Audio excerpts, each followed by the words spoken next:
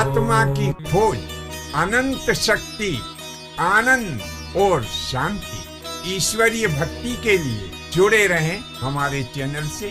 आपका अपना चैनल गुरु अशोक तिवारी, लाइक और सब्सक्राइब करना ना भूलें। धन्यवाद। जय माता की, जय परशुराम। श्री गणेशाय नमः।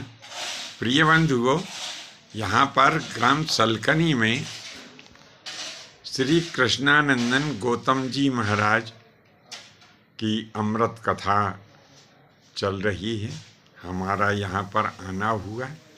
मन में विचार आया कि क्यों ना इस अमृत रस का पान अपने दर्शकों को भी कराया जाए। तो चलिए करते हैं कथा के अमृत रस का पान।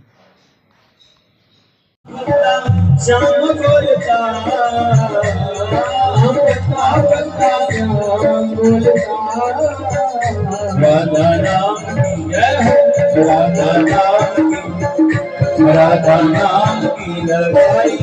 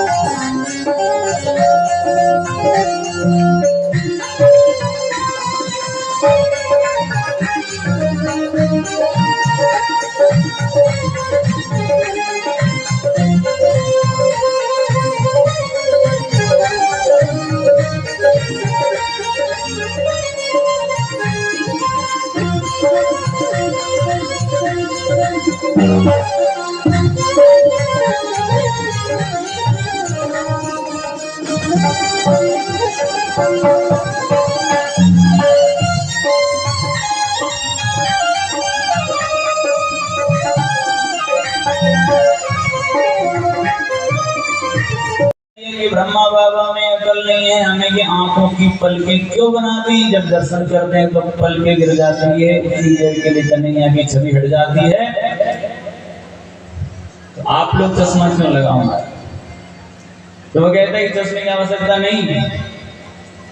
एक सूरदास जी तो जब खड़े हो गए, उन्होंने कहा सूरदास जी से कहा कि आपको तो दिखता नहीं। बोले हमें भली ना दिखता हो तो उसे तो दिखता है, उसकी तो सहज आंख है। तो जो भगवान ने जिन गोपियों की चीर हरण किए थे, उन गोपियों को भगवान महाराज में भाग दे रहे हैं। भगवान जब वेणु निनाद करते हैं ना, तो पहले जब कन्हैया बांसुरी बजाते थे और जो उन्होंने बांसुरी पे तान छड़ी मारा, तो वो तान सबके कानों में जाते थे।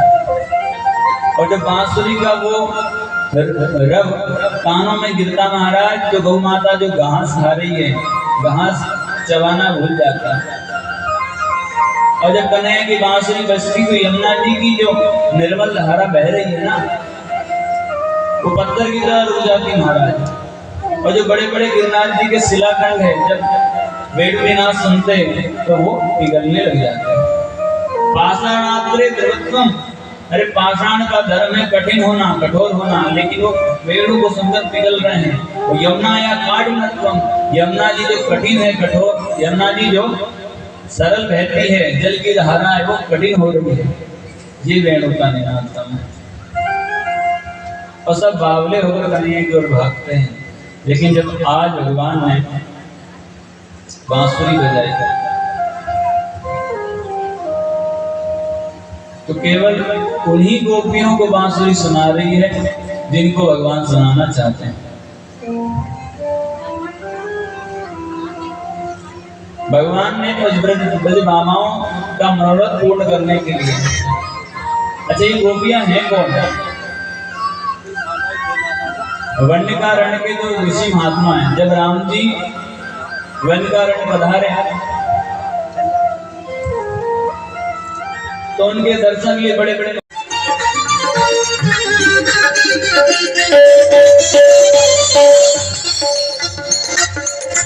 सब द्वारन को छोड़ के मैं आयो पता पता बोलता राधा नाम की लगाई भोले वाली के पता पता बोलता राधा नाम की लगाई भोले वाली के पता पता बोलता राधा नाम की लगाई भोले वाली के पता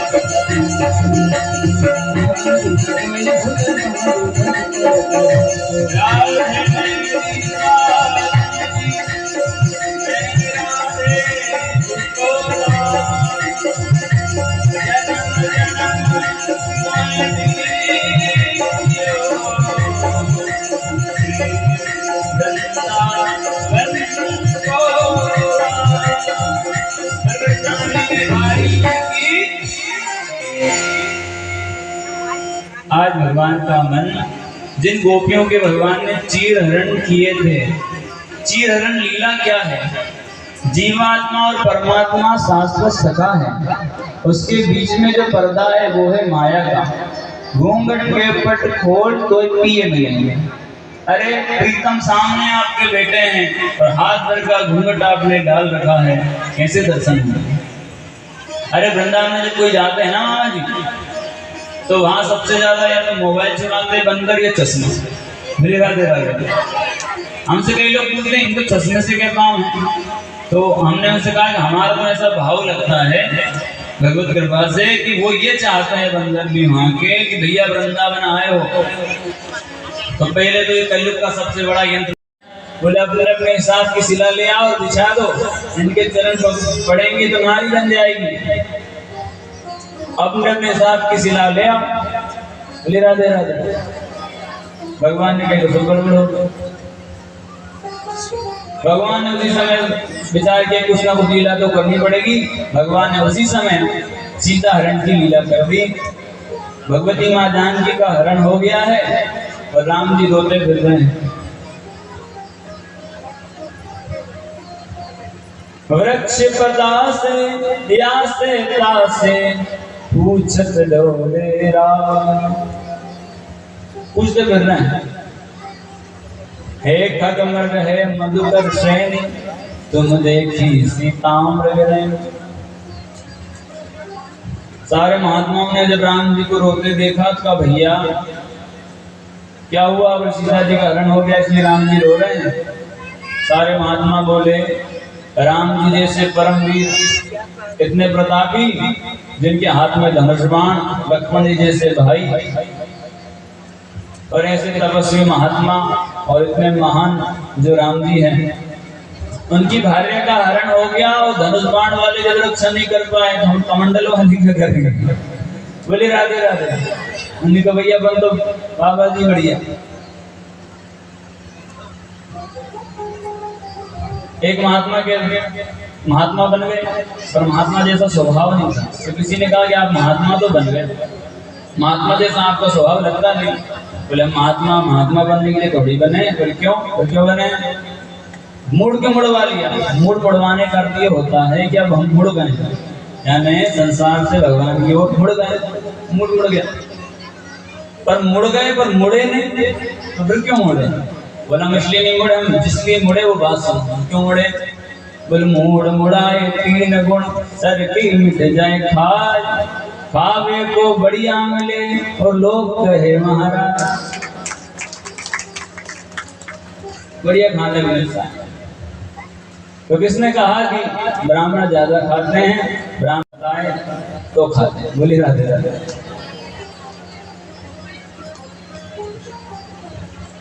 तो जो वन्यकारण के जो ऋषि महात्मा थे, बाद में उन्होंने विचार ये किया कि प्रभु हमारा अच्छा हुआ आपने गंभीर कर दिया, और हम ये जानना चाह रहे हैं और हम ये देख रहे हैं कि माता जानकी जितने आपके निकट है उतना तो हम हो नहीं पाते। तो भगवान ने कहा भैया स्त्रियों का समर्पण ज्यादा होता है, माताओं के जीवन में समर्पण भाव ज्यादा होता है। अरे पति थोड़ा क्रूर भी हो, दुष्प्रवृत्ति का भी, तब भी माताएं उनकी सेवा करती हैं। उनके अंदर ध्यान एक बार उन्होंने समर्पण कर दिया तो माता पिता जन्म कहते बेटी डोली जा रही है, आरती आना चाहिए। बोली राधे राधे। तो वो उसी से अपना निर्वाह करती। ऐसा उनका समर्पित भाव होता है। ऐसी लक्ष्मियों का, ऐसी माताओं का, ऐसी बहनों का, ऐसी बहुओं का सबको आदर करना चाहिए, इतनी समर्पित। और ऐसे पुरुषों को भी धिक्कार है।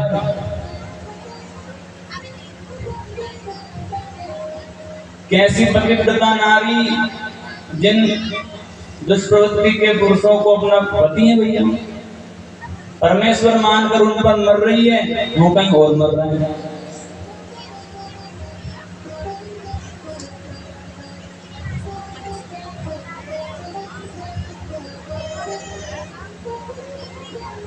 ऐसे आते ठेठ बराती, पीते मदरा लाज नहीं आती। घर की धरनी का ना ध्यान धरेंगे, जो अपनी धरनी घर की जो लक्ष्मी है उसका विस्मरण करके परस्त्री के ऊपर दृष्टि डालते हैं। ऐसे पापियों का नरक में बहुत उत्पीड़न होता है महाराज, उनका सब बेकार हो जाता है। आचार्य चाणक्य कहते हैं और शिवपुराण में भी कहा कि गाँव में तुष्टा में ध्यान, गौ माता पीछे के भाग से पवित्र होती है, ब्राह्मण के चरण पवित्र होते हैं, घोड़े का मुंह पवित्र होता है। अगर कोई वस्तु झूठी हो जाए तो घोड़े को उसमें गुड़ वगैरह करके खिला दो तो पवित्र हो जाती है। जीव, हर जीव किसी न किसी अंग से पवित्र है, हर जीव किसी न किसी अंग से पवित्र है। गौ माता पीछे से पवित्र है, इसलिए पूंछ पकड़कर दान दिया जाता है। लेकिन शिवपुराण में कहा पतिव्रता नारी के तो नख से सिर तक पूरा अंग पवित्र। ताली नहीं बजाओगे? तो पतिव्रता नारी क्या है? जो नख से सिर तक पवित्र है। ऐसी देवियों का जो विस्मरण करके परस्त्रीगामी होते हैं, उन पुरुषों का नरक में बहुत अच्छे से मरम्मत होती है महाराज। बोले राधे राधे। तो राम जी से सारे वर्णितारण के ऋषि कह रहे हैं उनके भगवान माता जानकी का आपने कितना समर्पण है, तो फिर क्या चाहते हैं महात्मा? हम चाहते हैं हो जाए। तो भगवान बोले पुरुष शरीर में ऐसा नहीं होता, पुरुष उतना समर्पित नहीं हो पाता।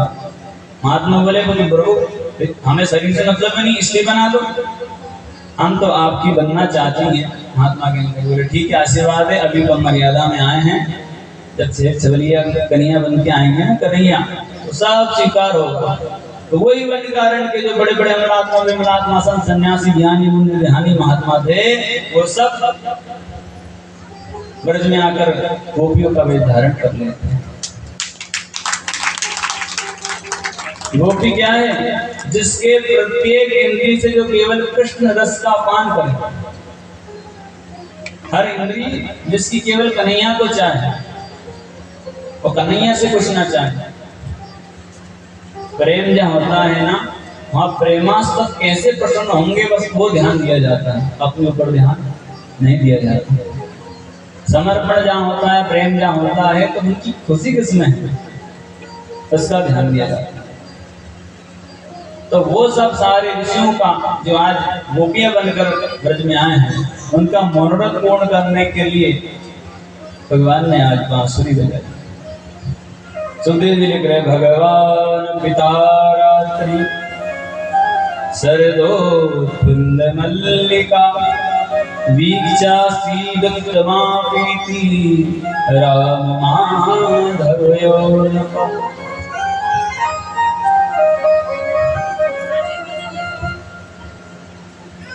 भगवान ने कामदेव को आमंत्रण दिया, क्योंकि जब से कामदेव को बड़ा अभिमान था कि हमने अच्छे अच्छे को ठिकाना लगा दिया, हमने अच्छे अच्छे की समाधियां बिगाड़ दी। तो भगवान ने पहले ही आमंत्रण कामदेव को दिया। तो कामदेव से कहा तुम्हारा स्वागत है लीला में। कामदेव कहने लगा प्रभु ये तो बढ़िया करा आपने, हम अपना जादू आप पर भी चलाना चाहते हैं। तो भगवान ने कहा अच्छा हम पे जादू चलाना चाहते हो, बताओ कैसा चाहते हो? कामदेव बोले प्रभु दो प्रकार की लड़ाई होती है, एक तो होती है किले की और एक होती है मैदान। किले की लड़ाई कैसी है? किले की लड़ाई ऐसी है कि आप किले पे बैठ गए, आपने बंदूकों की नालियों को सिरे से बाहर निकाल ली, आप सुरक्षित हो और बात कर रहे हैं। ये हुई किले की लड़ाई। और मैदान लड़ाई शत्रु के एकदम आमने सामने होकर दोनों एक जैसे ही हैं और लड़ रहे हैं। कामदेव बोले कि जो व्यक्ति समाधि में आंखें बंद करके बैठ जाए, अब वो बाहर कुछ देख ही नहीं रहा है, तो उसके अंदर हलचल मचेगी कैसे? उस पे हम जब बाहर करते तो किले की लड़ाई मारे। भगवान बोले फिर बोले हम तो ये चाहते हैं कि उसके नेत्र बोले हो, हम जो कुछ भी करना चाहें वो सब लीलाओं को देखें, फिर तो वो टिकेगा। भगवान बोले ठीक है, मैदान की लड़ाई करेंगे। भगवान के लिए कामदेव जी से कि सुनो, इस बार सारी बातें तुम्हारे पक्ष में होगी। वैसे तो रात्रि के समय में काम ज्यादा जागृत होता है, उसमें भी शरद, उसमें भी पूर्णिमा जो होती है, जब चंद्रमा अपने विशेष आकार में होते हैं, तब काम और ज्यादा प्रभावित होता है। और उसमें भगवान का सुनो, इसमें भी शरद पूर्णिमा की रात है, शरदो फुल्ल मल्लिका, बोले सारी चीजें तुम्हारे पक्ष में, रात भी तुम्हारे पक्ष में। और सुनो, मैदान की लड़ाई होगी। और कामदेव से कहा कि तुमको जो कुछ अपने हथियार लगाने, जितने वाहन हैं, मोहन, स्तंभन, मारन, चाटन, सब लगा देना, जितनी शक्ति पूरी लगा देना। बाद में मत बोलना ये वहां रहेगा, बोले राधे